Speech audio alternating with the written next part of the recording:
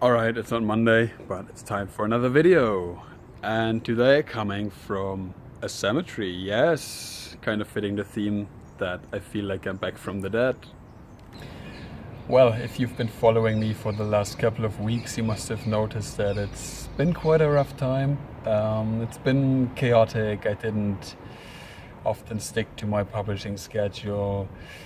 And yeah, the quest was just growing bigger and bigger, and it was just getting more demanding every day, which was fun. I liked adding all these new layers on top of it, but it just got too big.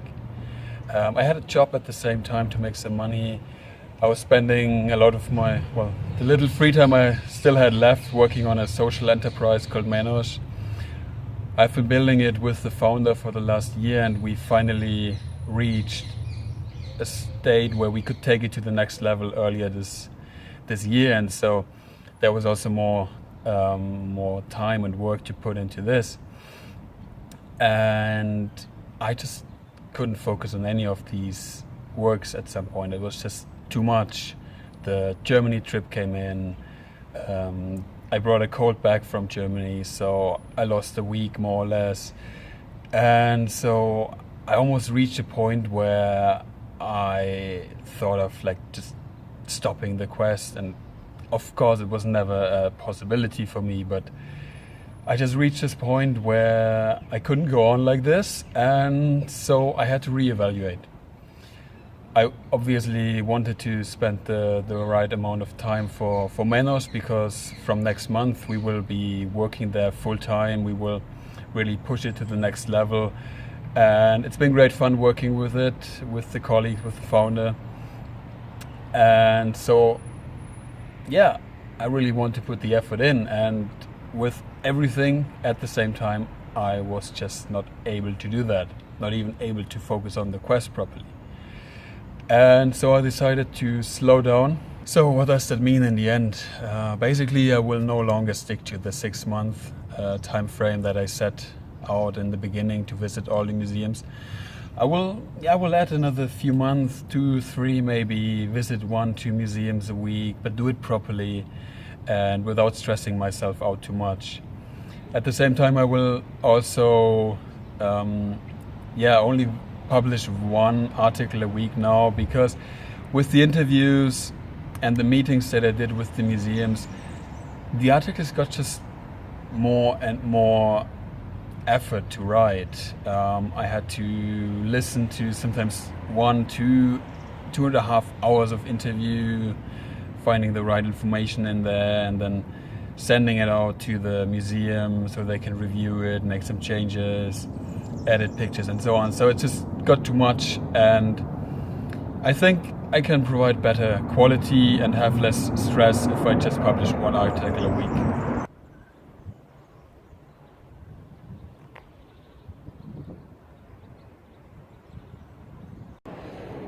So, the location. Yes, I'm on a cemetery today. It's the Prazeres cemetery, and it's just a wonderful place. I love it since the first time I came here. It was like in November or December on a sunny Sunday afternoon, and I just had an amazing walk through all these little streets here. And I mean, just look at all the crypts behind me and the different colors of the doors and the different shades of gray. And all these little details, how they differ from each other. It's just lovely. And then you have these amazing cypress trees, and you have a lot to discover here as well, because this cemetery is also the final resting place of many important Portuguese citizens, like the painter José Malheur, and even the poet Fernando Pessoa was living here, or was lying here, until he was moved to the monastery in Belém a couple of decades ago. And so it's full of history. And well, there's one more really amazing thing about this place. And that's the view you get from here over the Alcantara Valley. I mean, it's just amazing.